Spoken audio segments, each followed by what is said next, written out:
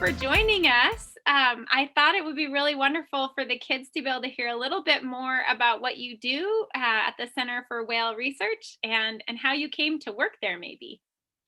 All right. Well, hi, everybody. My name is Katie Jones, and I'm the Education and Outreach Manager at the Center for Whale Research, which is located on San Juan Island.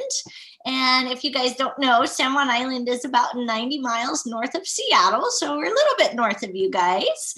And yeah, gosh, I've been in love with orcas ever since I was a really little kid.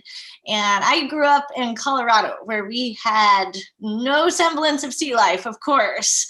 But yeah, for some reason, I had just always had an interest in whales. And then I remember when I was 11 years old, I saw this movie called Free Willy for the first time. And I don't know if you guys have seen that, but it's about a killer whale. And I just fell in love with orcas ever since seeing that movie, and knew that I wanted to work with whales in some way, shape, or form when I grew up.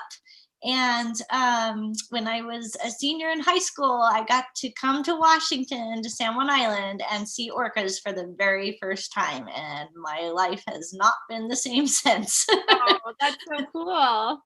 Did you go on a tour? Yeah, exactly. We went out on a tour. I went with my mom and dad, and we saw all three of the southern resident killer whale pods, J pod, K pod, and L pod, in the same day. And it was just amazing. I couldn't believe my eyes. I bet.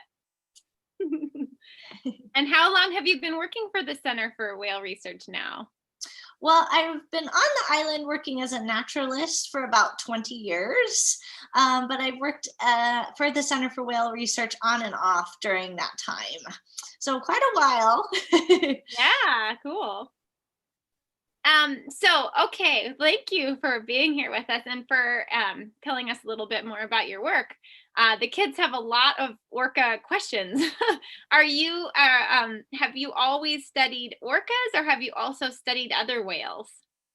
I've studied other whales too. I did a research internship in 2006 on Maui in Hawaii, studying humpback whales. So I did that for about 6 months. And then I also worked as a guide down in Mexico, teaching people about the gray whales in their calving lagoons down there where they migrate during the winter months. So I've had experience with other whales, but orcas are by far and away a favorite. Okay, great. All right, so maybe you can tell us, why are orcas called whales when they're actually dolphins? So I'm going to shock everybody with this answer. So there are basically two types of whales. You have your baleen whales and you have your toothed whales, which dolphins are a part of. So yes, orcas are dolphins, but they're also whales. So that kind of blows your mind. That's so confusing. It is confusing. So all dolphins are whales, but not all whales are dolphins. Ah, okay. Yeah, so it's kind of interesting. So whales, when you hear that term, you kind of think of the big baleen whales, like humpback whales, blue whales, gray whales, fin whales. But then, there's all the toothed whales too. You've got all the species of dolphins, you've got porpoises, you've got narwhals, you've got belugas. Those are all part of the toothed whales. Okay, so I mean, like a map. Yeah. I mean, they're all kind of in their own little categories, of course, but yeah, they're basically all under the order of Cetacea. That's a Latin term, or collectively, they're all known as cetaceans. Okay, so they're all cetaceans, and then there's some toothed cetaceans and some baleen cetaceans. Okay. Yep. And so we'll keep talking about those differences next week too. So that's great. Yeah, okay. For sure. So how did they have this name orca, and then they have this name killer whale? How did they get those two names? Yeah, it's really unfortunate that orcas kind of had a really bad reputation for a long time. So believe it or not, there are many, many different types of killer whales depending on where you go in the world. And there are some orcas, like our salmon feeding southern resident killer whales, that just eat fish and they're primarily interested in salmon and they don't really eat anything else. But then we have another type of killer whale that we see here. They're known as transients or Bigg's killer whales. You'll hear both names thrown around. And those guys don't eat fish at all. They're eating seals, then they're eating porpoises, they're eating sea lions, and sometimes they do eat larger whales. So in the past, whalers would see these orcas eating larger whales, and their original name was killers of whales, and that got shortened to killer whales. So that's where that name came from. And then the name orca is actually part of their Latin name, which is Orcinus orca. So that's where that comes from. Okay, thank you for clarifying that. It's all very confusing. It is. There's lots and lots of names that you'll hear thrown around because there are different names for orcas, and then there are lots of different kinds of orcas. So it can get really confusing. Yeah. So do you mostly work with the resident orcas then, or in your research, or in your at the center, or is it both the transient and the residents? We do primarily work with the southern resident killer whales. That's the primary focus of our study, but we do research on the transient killer whales as well. But we are, our primary focus is the southern residents for sure. Okay. So can you tell us a little bit more about how they communicate? The kids heard, I shared with them some vocalization recordings, and they were really curious about how they're communicating with clicks and how do they make all those noises they make? Yeah, absolutely. Erin, I don't know if I'm able to share my screen because I actually do have a graphic that I can show. Yeah, I think you can. Okay, let me give this a try. try. Okay, perfect. And I'm gonna do my best to find this. Hang on just a minute. That's great. Thank you. Oh, there it is. Okay. All right, so I love this graphic because this kind of shows you the insides of an orca's head. So cool. They have their blowhole on top of their head, which is kind of like their nose. That's what they use to breathe, and they're able to open it and close it. And then right inside their blowhole and the top of their head, they have all these air sacs. And they have this structure called the phonic lips. I know it's kind of funny sound, but I'm sure you guys have tried this before. When you take a balloon and you squeeze the ends of a balloon and it makes that kind of high-pitched squeaky noise, well, they're able to squeeze air through these air sacs and make those really high-pitched calls that you're hearing. So they don't have like a voice box like we do. They're manipulating air through those air sacs and those phonic lips in their head. So right up above their, like between their blowhole's like right here. It's like here. No, it's down inside the blowhole. Yeah, exactly. Cool. And so, and then you know how orcas have that very round top of their head. So that's not bone. That's actually made of fat. And that fat is, it's called acoustic fat, and it's basically the same density as seawater. And it's very, very good at projecting sound. It acts like a lens. So when they make those squeaky calls, it goes through that area. It's called the melon. And then that sound travels out into the ocean environment. And sound travels really fast in saltwater. It's almost 5 times faster in saltwater than it is in air. So that's why orcas, even though they have really good eyesight, they really rely on sound in order to communicate and to find their prey. And so when they're echolocating and trying to find their prey, those echolocation clicks that they produce bounce off objects in front of them, and then they receive the echo. But unlike us, they don't have external ears, right? So they have to have some other way to receive sound. They use their lower jaw, which is pretty cool. So they Whoa. receive sound through their lower jaw. They have the same fat in their lower jaw that they have up in their melon. And that fat helps transmit the sound up into their inner ear. And then they're able to decipher what it is they're listening to. Whoa. So they're hearing through their jaw fat. Well, yeah, so it's radiated through the bone, and Into their then ear. the fat in their jaw helps move it into their inner ear. That's wild. It That's is so wild. cool. That must have been so interesting for someone to discover. Yeah, right. Well, and you can actually do that sort of experiment at home. If any of you are musicians and you have a tuning fork, you can set off a tuning fork, plug your ears, set the end to your chin, and you'll hear it inside your head. I mean, it's a really bizarre experience, but it kind of gives you an idea of how orcas might receive sound. Okay, very cool. Good idea. Fun. Okay, so thank you. That was we got a little bit more information about their communication too. That was perfect. So you talked a little bit about them breathing. We know that they often spray water out of their blowhole. They're clearing the water out before. That's a bit of a common misconception. Unlike you might think, they don't actually shoot water out of their blowhole. So what's happening is whales, they're not up on the surface for very long when they have to take a breath. So they'll often start to exhale before they even get up to the surface. So by the time they're all the way up, they're expelling that air from their lungs, and any residual water left on top of their head gets forced into the air.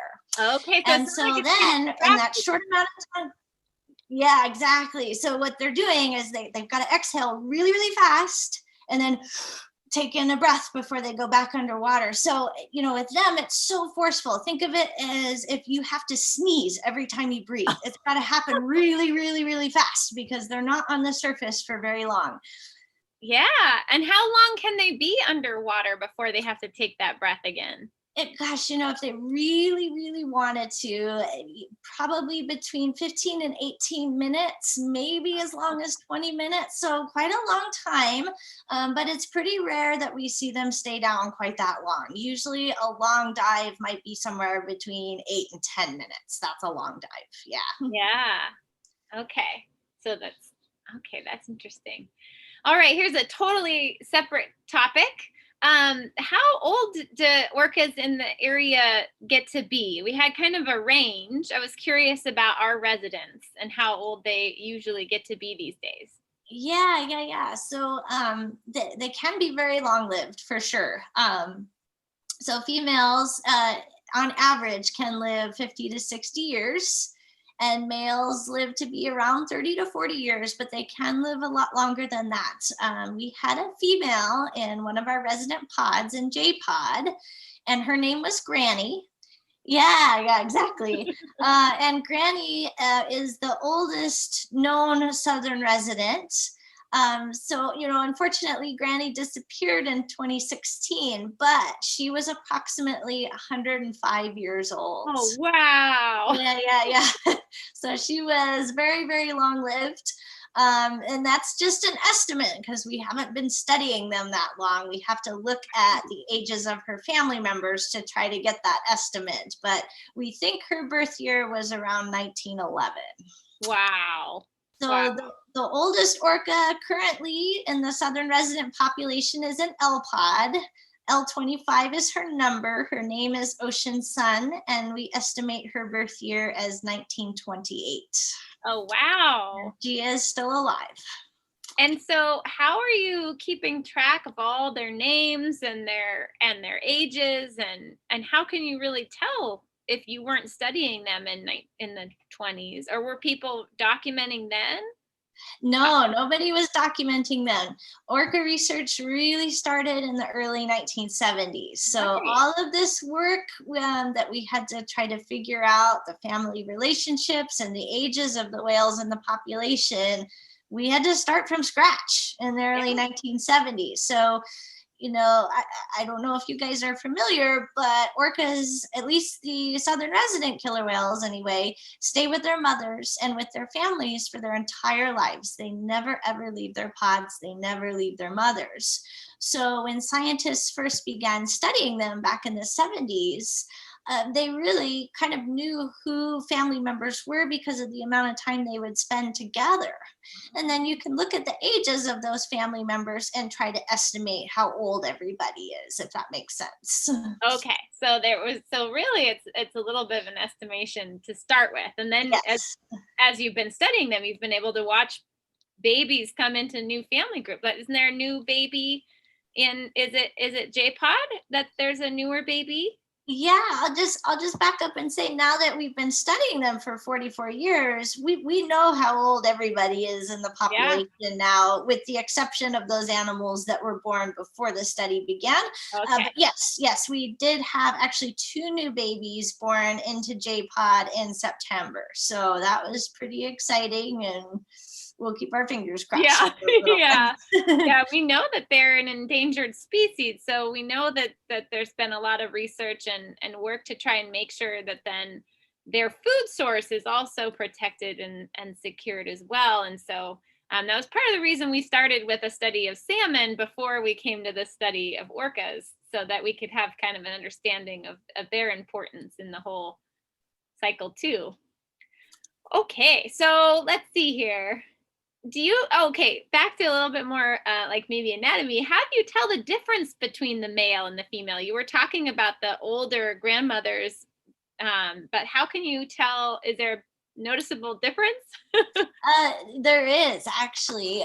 So when males are fully mature, they're very recognizable, and I've got one of the ID guides sitting here. Ah, So this is the one I had closest. This is actually the transient ID guide, but that's okay. It'll still yeah. work for answering this question. But yeah, you can tell males and females apart. When males reach about the age of 12, they go through a big growth spurt, and they continue to grow all through their teenage years up until they're about 20 to 22 years of age. Oh wow. So when they're really young, they might have a short dorsal fin like this.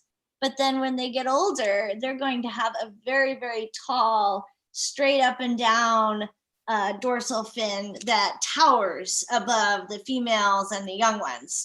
The males, their dorsal fins can be up to 6 feet tall when Oh they're fully wow. grown. Yeah, Yeah, huge. that's as tall as like a really tall basketball player. Exactly. And Yeah. then, Wow. the females are going to have shorter 2 to 3 foot tall dorsal fins. So they're very recognizable. When they're fully adult, you can definitely tell males from females. But when they're younger than that, you can't tell males from females very well. Okay. Okay. So you were saying that there are three pods in this area, and then are there the kids? Somebody had this question: are how many pods of orcas are there in the whole world? And Huh. I'm not sure if you know that. No, and in fact, nobody knows that. Nobody knows. Okay. Mm-mm-mm. There are some groups of orcas. Well, let me back up and say that orcas can be found in every ocean on the planet. They are all over the world, and all different kinds of orcas. And there are some types of orcas that we don't know very well. We haven't been able to study because they live in really challenging areas that have bad weather and big seas, and scientists just aren't able to get out there and study those animals because the environment can be very, very challenging when it comes to storms and things like that. So yeah, I don't have a good answer for you on that, but at least Yeah, no, that that's a great answer. I think it's really interesting to know there's still so much we can learn. Um, I mean, absolutely. when it comes to any ocean dwelling animal, I would imagine that there's a lot still to learn. Good thing we have kids interested in learning about them. Absolutely. Yeah, Yeah. you guys have to figure this stuff out. Yeah, yeah. Well, they can teach us a lot, right? They've been on the planet for a pretty long time, and so it's nice for us to be able to learn about them now. I did have some kids who were curious about whether or not I had a student say, "Hey, if they're called the wolves of the sea, can they be tamed? Because you can tamed wolves became dogs, can orcas become tame? And have they been tamed before? I don't think probably all the kids maybe don't know about orcas being used in shows and things like that in different places. So maybe you can tell us a little bit about how humans have been interacting with orcas.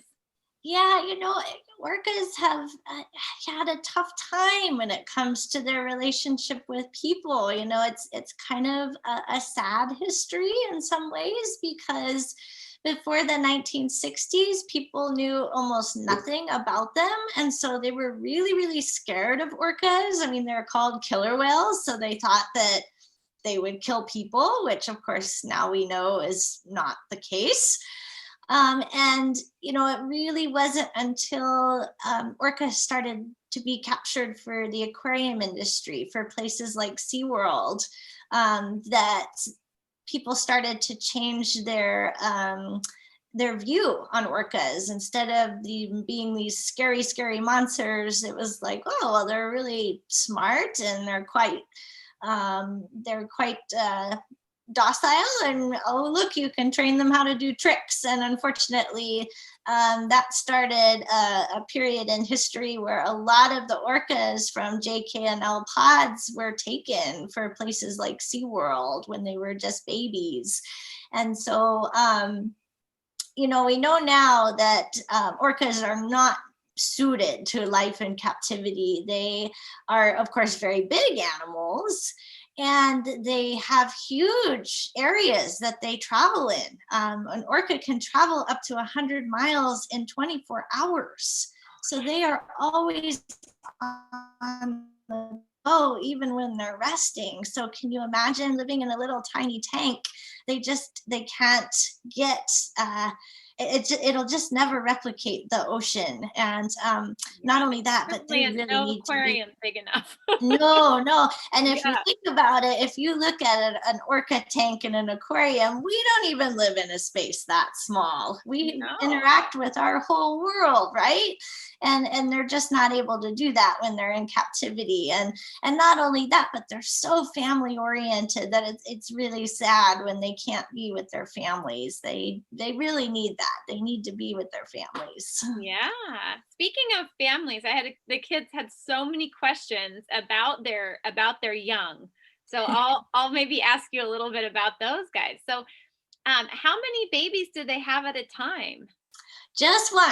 We've Just one. never, yeah, we've never heard of them having twins, because those babies, when they're born, are big. They are big.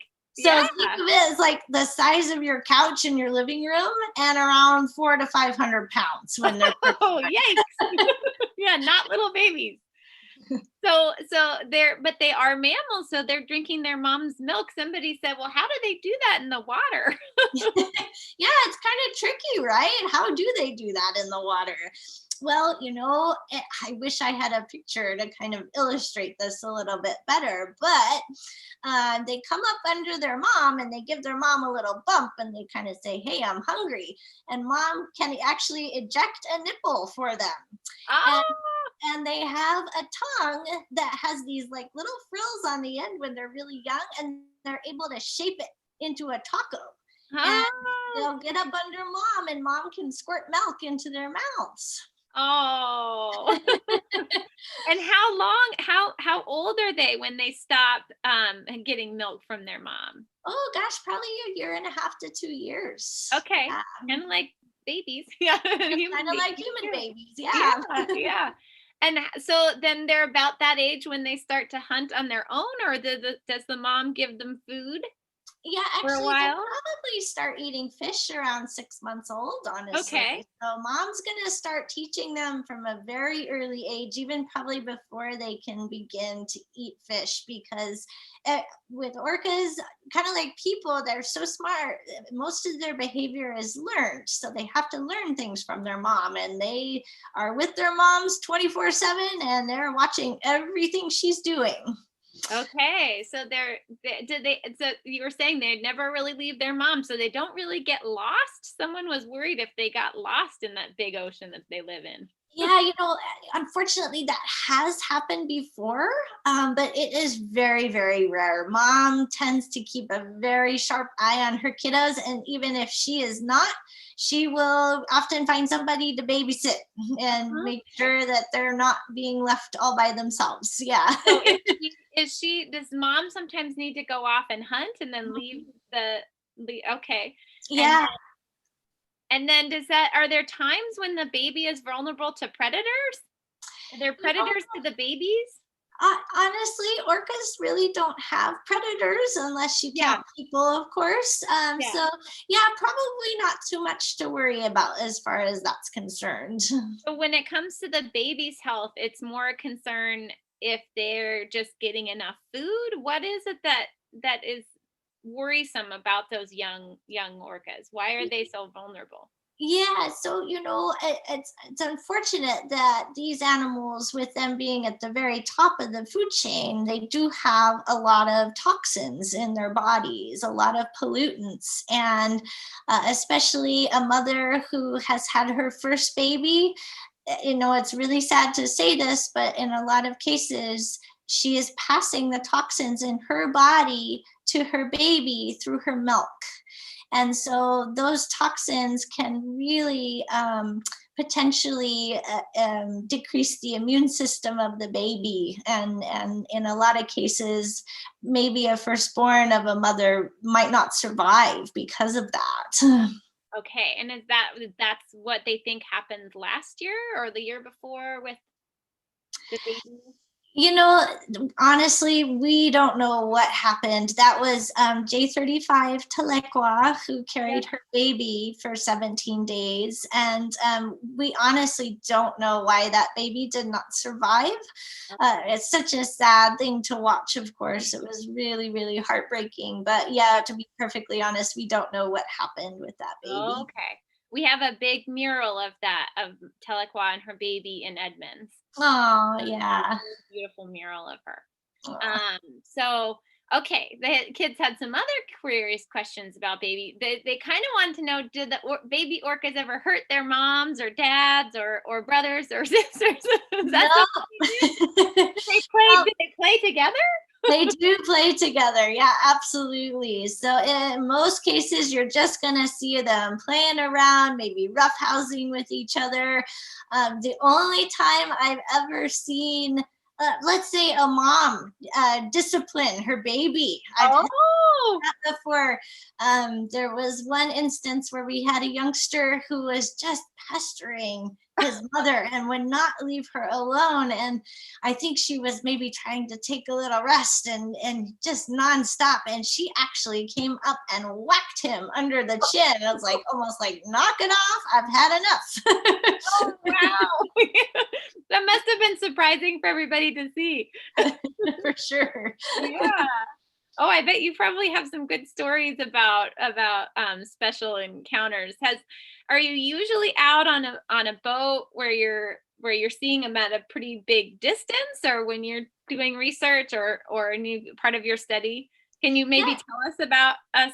Was that one of the most unusual circumstances that you've seen, or Well, so there's a few different circumstances when we'll see them. When I'm out on the research boat, we're really at close range because we have a federal permit that allows us to be closer to the whales than everybody else. So that's so we can study them. That's so we can put together yeah? the ID guides and the population, figuring out who's there, who's missing, are there any new babies, all of that stuff. So it's important for our research for us to have that permit.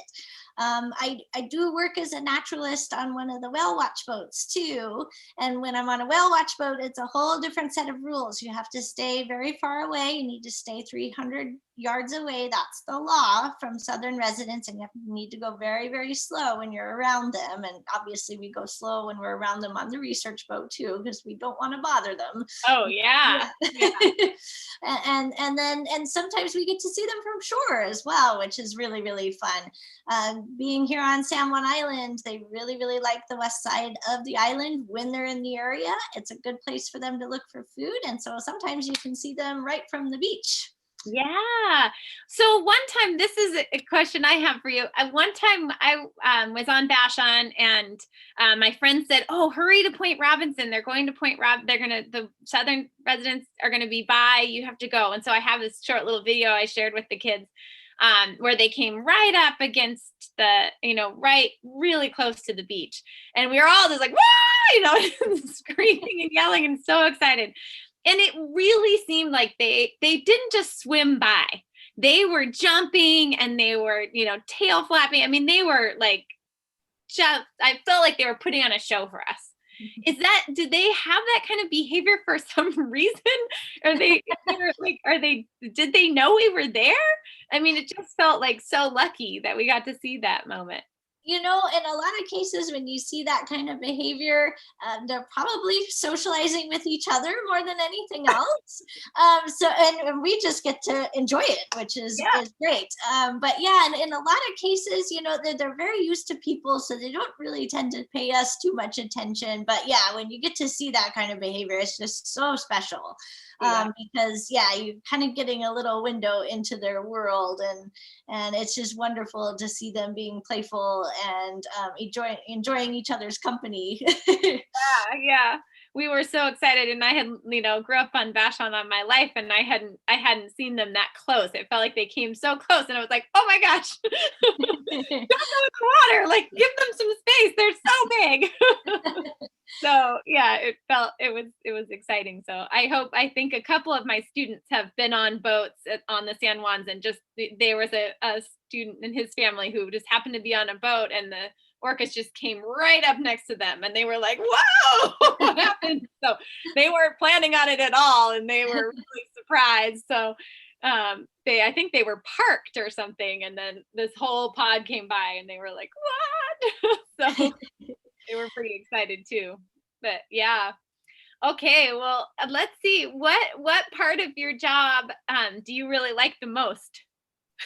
Oh, well, I love doing stuff like this. I love teaching people about orcas. That's one of my favorite things. But then, of course, I love being able to go out on the research boat as well. It's always special and exciting to be on the water with these animals and getting a glimpse into their lives. And I always jump at the opportunity to get out on the water and see these animals just doing what they do. That's the best part about I bet it. it must be really fun.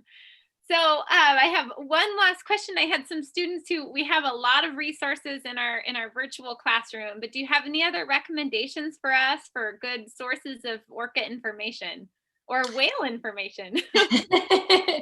Yeah, of course, there's a lot out there online, but definitely our website. I know our website is on your classroom link there, so Yeah. definitely check that out. There's lots and lots of good information on there, including all about the history of the study of Southern residents. So definitely worth looking into. And it looked like you had a lot of good resources already, so that's Okay. fantastic.